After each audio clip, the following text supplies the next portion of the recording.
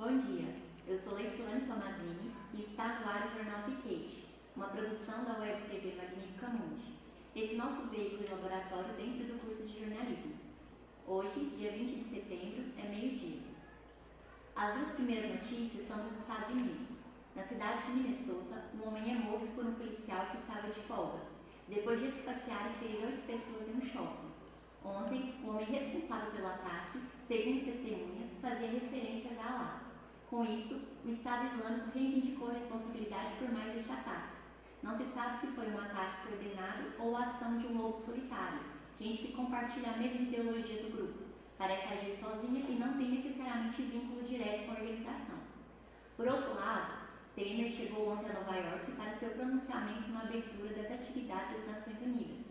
Como virou praxe, onde chega, um pequeno grupo de manifestantes foi para a porta do hotel denunciar o golpe de Estado, ainda que civilista, e pedido fora Temer. Aqui no Brasil, 3 temas podem ocupar a semana.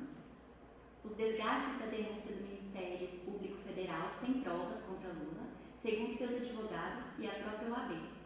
A apresentação mais mediática do que técnica gerou por isso mesmo a crítica no país e mundo afora. Na edição de ontem, depois do Figaro, de direita, e o Le Monde, mais próximo aos socialistas, o independentismo Mediapart afirma que houve um problema central na suposta denúncia, a falta de provas.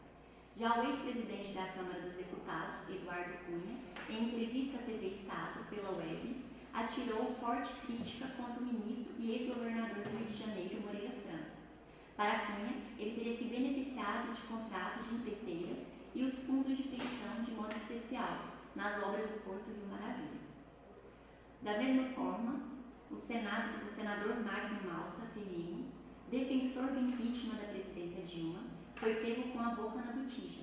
Segundo a Estadão, ele teria apresentado emendas parlamentares que, de maneira deliberada, favoreceram empresas no Minha Casa Melhor, dentro do programa Minha Casa Minha Vida.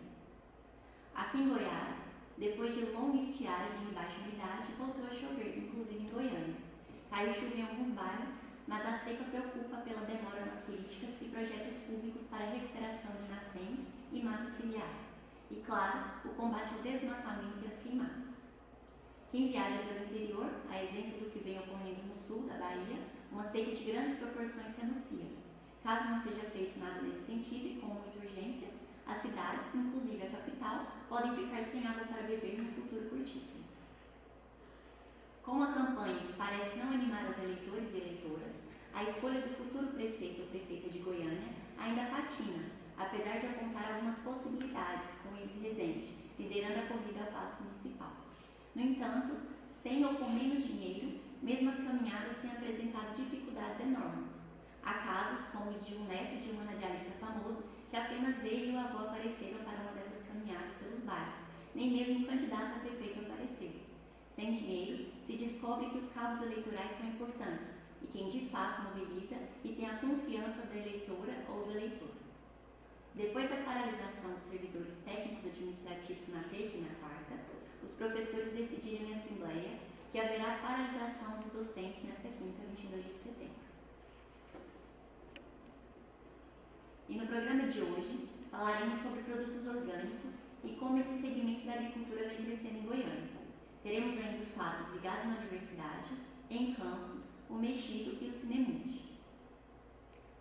No quadro Ligado na Universidade, nosso repórter Lucas Afonso falará a respeito do Política de Comunicação da UFG. Está acontecendo na Universidade Federal de Goiás os encontros temáticos do Política de Comunicação da UFG, uma iniciativa que visa, através de encontros pelos meses de setembro e outubro, a discussão sobre políticas de comunicação interna da universidade, sendo de grande importância a participação da comunidade universitária. O próximo encontro será amanhã, às 8h30, no estúdio de Rádio e TV da Faculdade de Informação e Comunicação, a FIC. Neste encontro será pautado os veículos de comunicação da UFG. Para se inscrever e saber mais informações a respeito, visite o site politicadecomunicação.ufg.br. Na culinária hoje, a Cida e a Ana ensinarão como preparar um prato regional, o famoso empadão. Olá! Hoje nós vamos aprender a fazer o empadão goiano, uma comida típica daqui de Goiás, muito conhecida pelos goianos. A empada, ela leva geralmente linguiça, leva carne suína, carne bovina, peixe. Tem N formas de fazer. Inclusive, a pessoa pode colocar palmito, pode colocar gueroba. Então, assim, tem uma variedade de formas de você fazer esse prato. Mas hoje nós vamos aprender uma receita muito simples e que rende muito. Tem pessoas que ganham a vida em lanchonetes, em locais vendendo esse produto. Então, hoje a gente vai aprender a fazer um empadão goiano. Nós estamos aqui com a nossa amiga Ana e... Ana, você sabe de onde veio esse prato goiano? Olha, eu sei que ele veio da Europa, não é isso? Isso mesmo. Esse prato, ele tem influências de Portugal. Chegando aqui em Goiás, ele teve a sua mistura com os indígenas e tem muitos gostos, muitos pratos que são daqui mesmo. Então hoje a gente vai aprender a fazer um empadão goiano.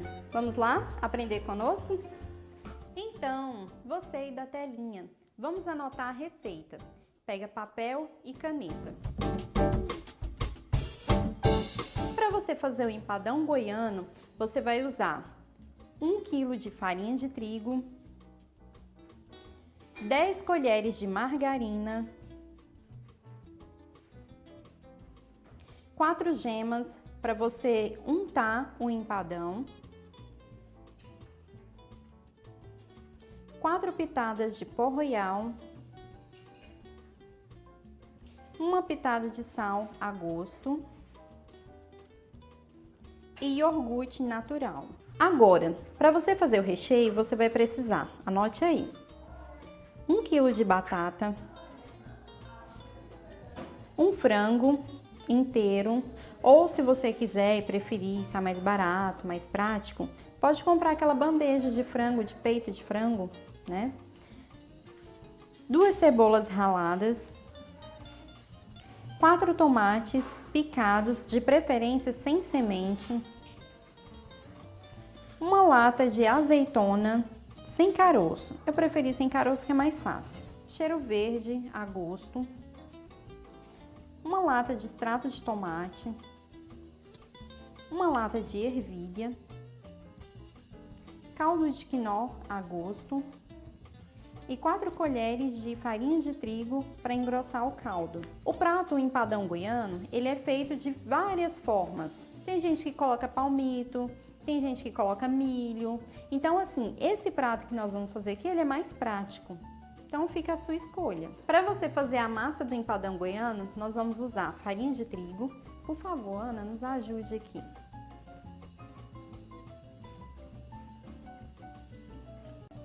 Margarina.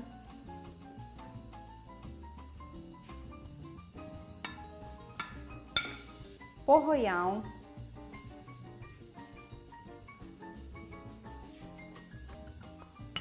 Sal a gosto.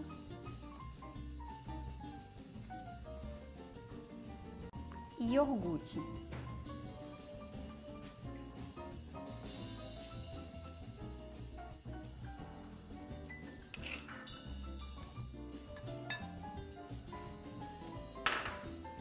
Agora, você vai misturar todos os ingredientes. Depois de você colocar todos os ingredientes na tigela, você vai amassar com a mão, até ficar no ponto. Agora, depois de você amassar, você vai verificar que ela vai desgrudar totalmente da sua mão. Então, quando ela estiver no ponto, ela vai ficar lisinha e não vai grudar na sua mão, tá vendo? Vai soltar até da vasilha, ó. Para você fazer o recheio, você vai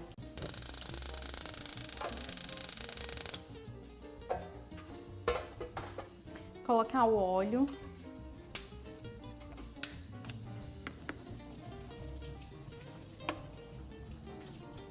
o alho,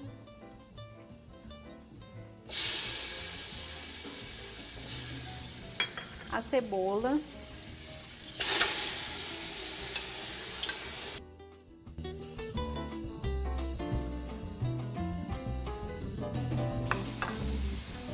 caldo de quinó,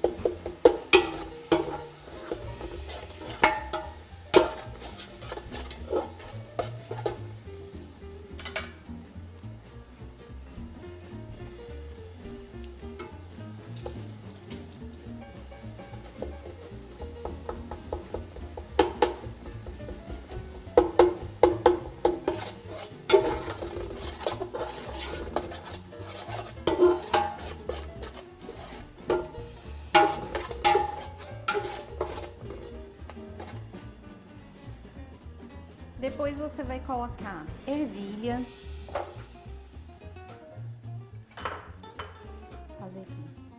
azeitona,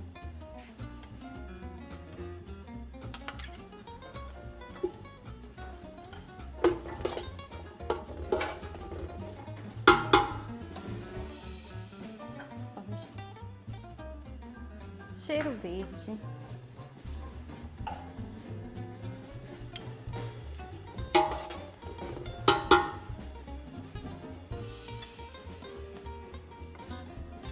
batata. Essas batatas já estavam cozidas para agilizar o processo. Frango.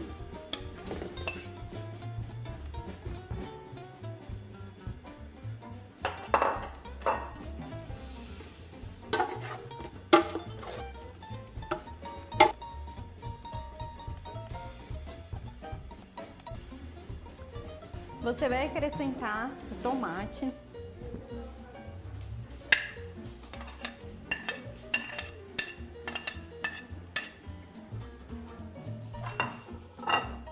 O extrato de tomate.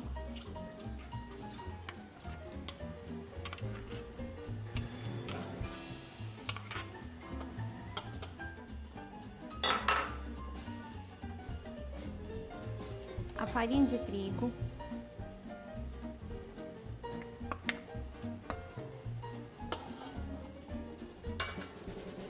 E depois você vai misturar tudo.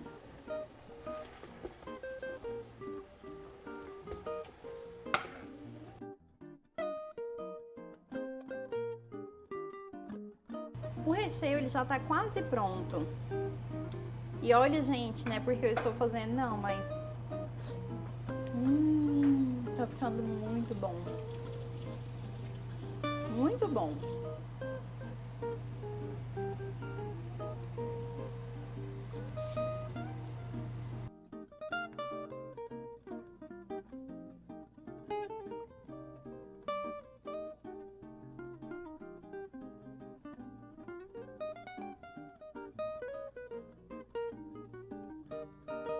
Depois de você ter anotado a receita, depois de você ter feito a massa, feito o recheio, deixa o recheio esfriar e aí você pode utilizar um cilindro, que é bem mais fácil, para você abrir a massa.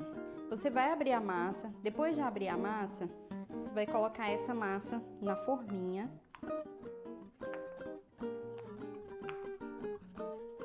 Depois que você colocar a massa aqui na forminha, você vai colocar o recheio, que por sinal tá ótimo, tá uma delícia. Por isso que o empadão é tão famoso, porque é muito bom, gente, muito bom. Eu acho muito difícil alguém falar assim, não gosto de empadão. O negócio é uma delícia. Infelizmente vocês não podem sentir o cheiro, mas tá muito bom mesmo.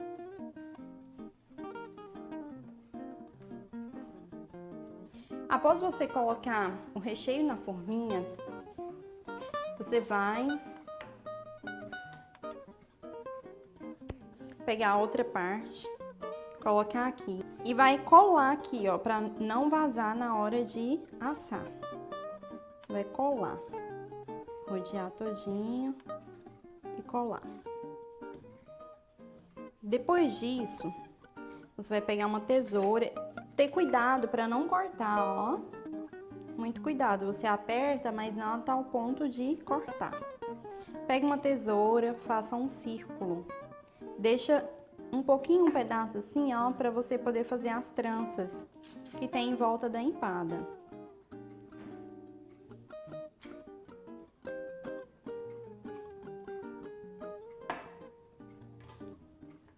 Depois você vai apertar.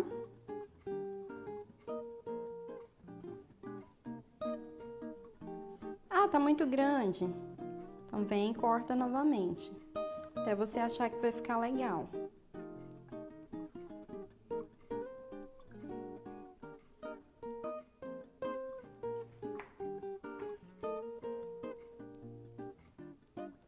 Depois, é super simples. No começo, talvez você tenha um pouquinho de dificuldade, ó. Aperta onde está a marca do seu dedo, você vai fazendo as trancinhas.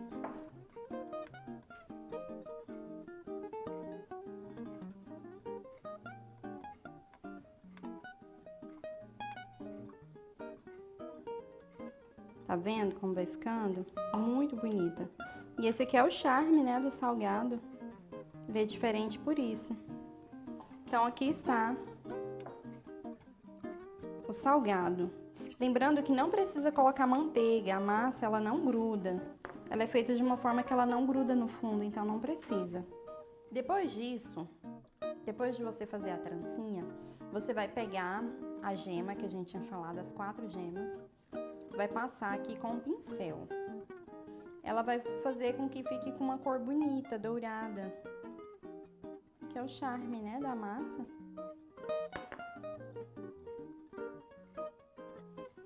Pronto. E aqui está o nosso empadão goiano. Depois disso a gente vai levar ao forno.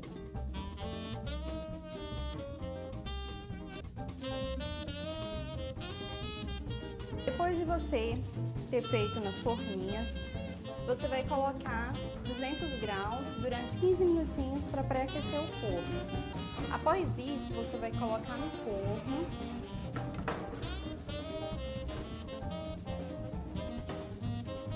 E vai esperar 30 minutos para assar a empada.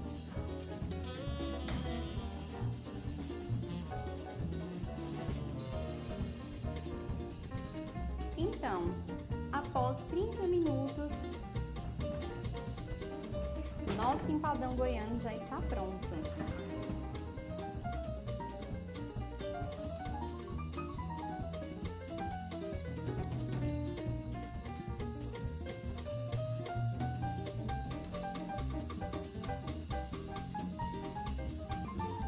Então, depois de você ter anotado a receita da massa, ter anotado como fazer o recheio e depois de você nos acompanhar todo esse processo, aqui está pronta a nossa empada. Agora vamos experimentar para ver como que ficou, né, Ana? Eu estou ansiosíssima para experimentar. Evelyn, faz favor. Essa menininha aqui, ó, durante toda a gravação ficou nos rodeando e estava aqui contando segundos para ver como que está essa massa. Então a gente vai deixar ela ser privilegiada e começar, né, a degustar para nos falar como que ficou. Pode escolher, fica à vontade, Evelyn. Não sabe o que você achou, tá? Ó, tem que ser verdadeira, viu? Cuidado porque pode estar quente.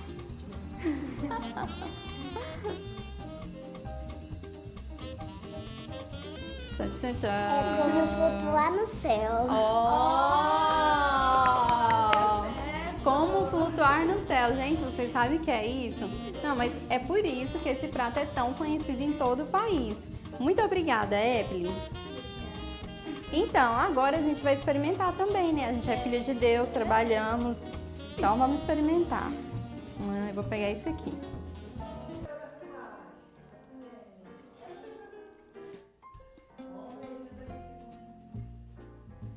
Gente, um cheiro tão bom. A câmera tá babando, tá morrendo de fome. Calma, talvez eu chegar, Kevin.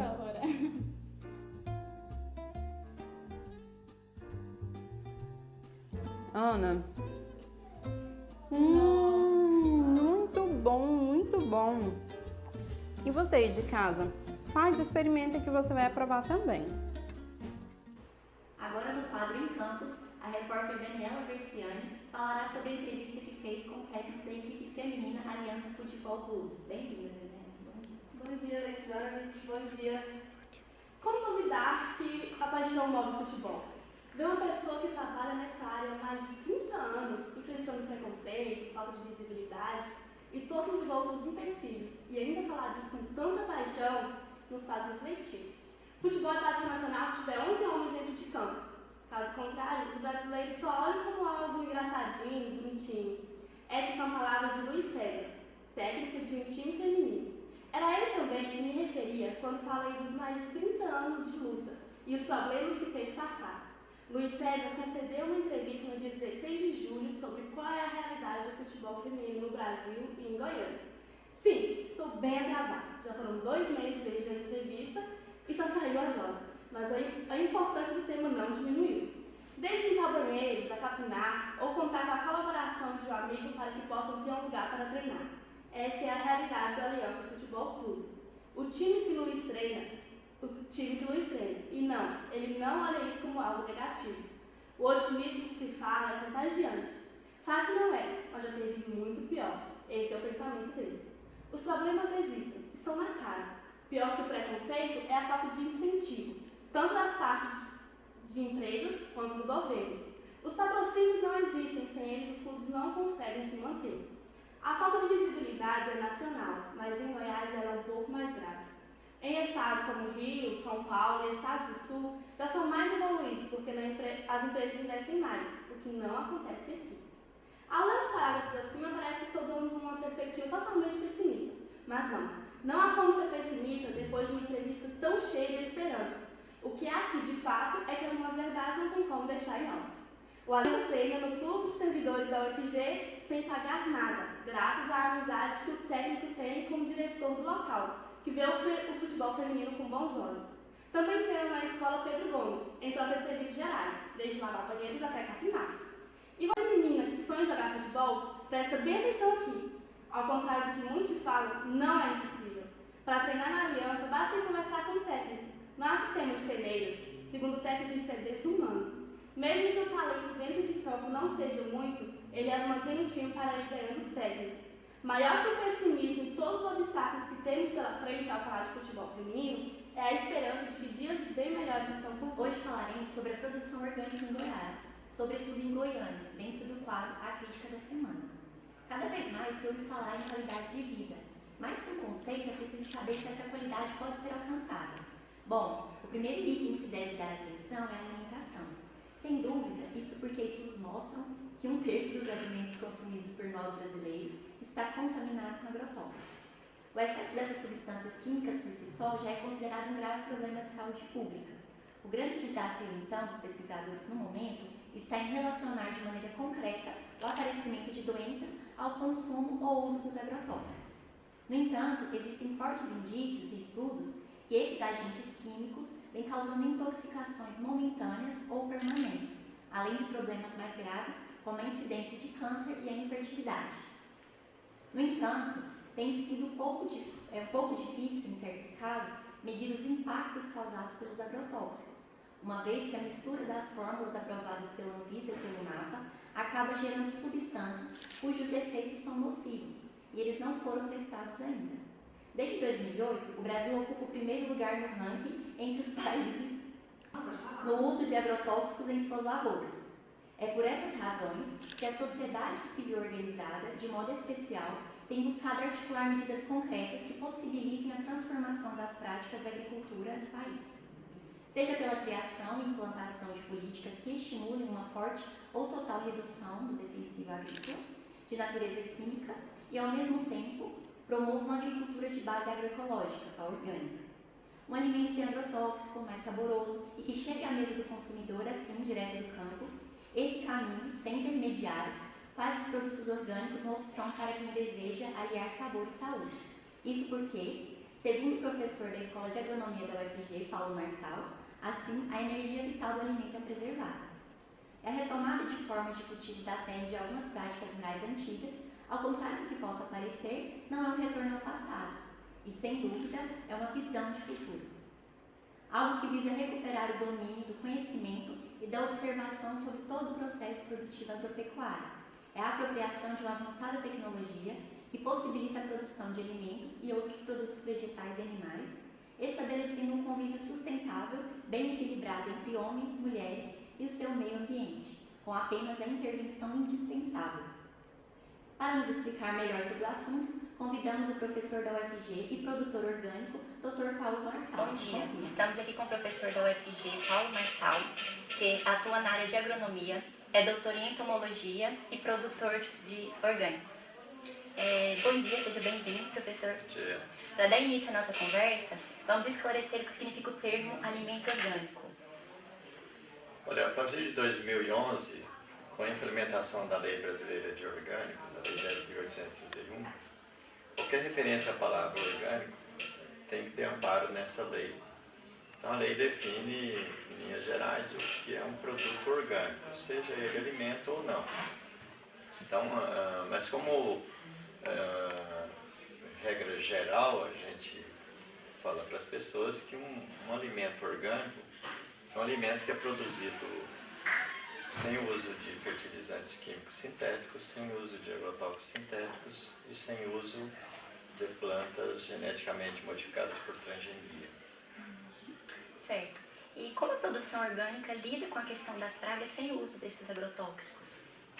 A base da produção orgânica é o equilíbrio solo-planta-ambiente. Então, se você ajusta o solo nos seus atributos químicos, físicos, biológicos, ou seja, você respeita o solo como um ser vivo e melhora esse solo.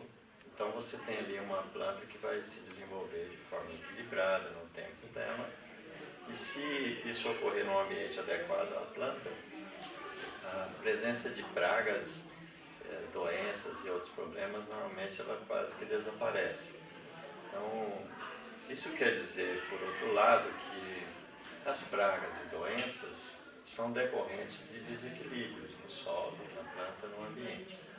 Quando você retorna a esse equilíbrio, os problemas são minimizados. Porque existe uma concepção, né, de muitas pessoas que um alimento, para ser orgânico, ele só pode ser cultivado sem agrotóxicos, mas como o senhor está dizendo, não é bem só isso, né, tem essa questão desse equilíbrio. Não é só a ausência de agrotóxicos. É muito mais do que isso. Erroneamente as pessoas dizem, imaginam que um alimento orgânico é um alimento livre de agrotóxicos. Não é apenas isso, os fertilizantes não são permitidos também. Você tem que observar outros aspectos da produção que levem a uma sustentabilidade plena. Então, a produção orgânica ela tem que impactar o mínimo possível no meio ambiente, ela tem que ter uma repercussão social positiva, né? E também tem que trazer um retorno econômico aos produtores. Né? Então, a gente trabalha nessa linha da sustentabilidade plena. Entendeu? Socialmente justo, primeiro, ambientalmente correto, em segundo, e por último, economicamente viável também. E o senhor, como produtor de orgânicos, o senhor tem a dizer por que ainda são alimentos caros, mais caros em relação aos outros? Nós temos tentado aqui na universidade, nos nossos grupos de trabalho, de pesquisa, sempre derrubar ou quebrar esses paradigmas de que orgânico é caro, é feio, né?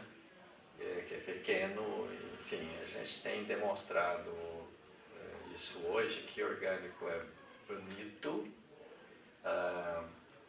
se produz muito bem e os preços são acessíveis a toda a população. Para isso, é importante que o consumidor busque a compra em feiras livres, diretamente dos produtores. Aí ele vai conseguir por um preço bastante acessível. Então a nossa luta é para derrubar todos esses paradigmas, popularizar a produção orgânica, massificar o consumo e mudar todo o sistema produtivo. É o nosso sonho, né, para as próximas décadas, né? Não sei se eu verei isso, mas a ideia é demonstrar que é possível fazer uma outra agricultura que produza sobretudo alimentos que promovam a saúde e não falsos alimentos que no final promovem a doença. Certo. O senhor falou dessa questão das feiras. Como que o consumidor pode certificar que ele está comprando um alimento realmente orgânico? Então, essa lei que eu fiz referência estabelece algumas formas de garantia de qualidade orgânica ao consumidor. Então, ele tem que buscar isso. Qualquer vendedor, que seja produtor ou um outro vendedor que diga que algum produto é orgânico, ele tem o direito e a obrigação de exigir alguma garantia legal dessa qualidade orgânica. O que é mais conhecido pela população é a certificação. Então, o produto orgânico ele deve apresentar no seu rótulo um selo de uma certificadora e também o selo do Ministério da Agricultura. Normalmente é o selo com o nome da certificadora que o selo do Ministério da Agricultura é o Orgânico Brasil. Ele deve procurar isso nos produtos. Se for em venda direta e não tiver os produtos, ele deve procurar para o vendedor qual a forma de garantia legal da qualidade orgânica que ele pode apresentar. Se ele não apresentar, essa pessoa deve ser denunciada por estar infringindo a lei brasileira dos orgânicos. E qual a posição assim, de Goiás na produção de orgânicos? É um país que se preocupa muito com essa questão? Desculpa, um estado que se preocupa com essa questão? Goiás está se desenvolvendo na produção orgânica numa velocidade bastante expressiva. Nós somos já o maior produtor de açúcar orgânico do mundo. Em Goiás nós estamos chegando hoje a 30 mil hectares de cana orgânica e produz açúcar orgânico para consumo no Brasil, para exportação. Na produção de outros alimentos, a gente ainda é menos expressivo do que outros estados, como São Paulo, Paraná e mesmo o Distrito Federal. Mas há uma mudança muito rápida de concepção e muita gente tem aderido para a produção orgânica, né? E a gente imagina que isso vai crescer bastante. E a procura dos consumidores? Aqui em Goiânia tem muitos locais que oferecem esses produtos, além das feiras. A gente tem trabalhado um pouco devagar na divulgação, porque se a demanda aumentar muito, a gente não tem oferta, né, suficiente para atender a todos. Então, nós comercializamos hoje em 2 pontos de feira, né, semanais, que é no Mercado Popular da Rua 74, aos sábados pela manhã, e no Mercado da Vila Nova, nas quartas-feiras, no período da tarde. Além disso, fazemos mensalmente no estacionamento do Goiânia Shopping e também estamos iniciando já a implantação de uma feira semanal no Parque Flamboyant. Então, nessas feiras, são feiras onde os produtores orgânicos da Associação para o Desenvolvimento da Agricultura Orgânica de Goiás, ADAL, que surgiu dentro da UFG, então esses produtores vendem diretamente seus produtos aos consumidores. E o senhor já explicou pra gente, no caso da certificação, mas tem alguma dica pra gente finalizar sobre como o consumidor pode escolher esses produtos, já que não é um hábito ainda, né, não é tão recorrente no dia a dia dos consumidores? O que nós recomendamos é que os consumidores sejam exigentes e só aceitem consumir produtos com alguma garantia, especialmente no caso dos orgânicos, que tem alguma garantia legal, uma vez que é lei e é direito do consumidor de exigir isso. Além disso, é importante que ele conheça os produtores. Então, nesses nossos espaços de feira, ela tem contato, o consumidor tem contato direto com os produtores. Além de conhecê-los, é importante visitar suas propriedades. Isso estabelece uma relação de confiança e de fidelidade que é muito salutar na comercialização de orgânicos. Só assim você vai ter plena convicção de que aquilo que você está consumindo verdadeiramente é orgânico. Então, muito obrigada, professor. Encerramos por aqui. Eu que agradeço. Agora, falando sobre filmes de terror coreano, teremos a Isabela no quadro Cine Mundi. Bom dia, Isabela. Bom dia, Leice. Então, filmes de terror têm criado uma legião de fãs através dos anos. De alguma forma, as pessoas se sentem extremamente atraídas pelo suspense e susto que o gênero oferece. Porém, como todos os demais gêneros, ele tem obras que são verdadeiras pérolas esquecidas pelo grande público. Algumas delas estão no cinema coreano, que produz obras com um horror envolvente e que garante aquele medinho na hora de dormir. O longa sul-coreano, do qual falaremos hoje, se chama A Tale of Two Sisters, que é o título ocidental, e em português ele é intitulado Medo. Foi lançado em 2003 e conta a história de 2 irmãs que voltam à sua antiga casa depois da morte da sua mãe. E a partir daí, uma série de coisas estranhas e, de certa forma, sobrenaturais começam a acontecer na casa. Além disso, as duas têm que lidar com sua madrasta, que não parece nem um pouco feliz com a presença delas.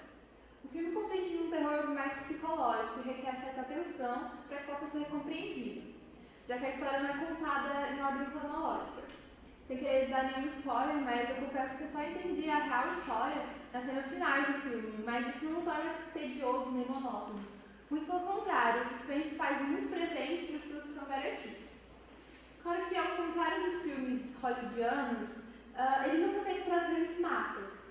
e que podem facilmente descartá-lo de cara, já que ele possui um roteiro tanto quanto complexo, mas vale a pena muito ser assistido e apreciado. O gênero de terror tem grande força no cinema asiático e conta com histórias extremamente originais, como a do filme The Wing, ou Possuída pelo Mal, em português, que conta a história de uma jovem que, depois de se descobrir com câncer, compra uma peruca demoníaca que muda completamente sua personalidade.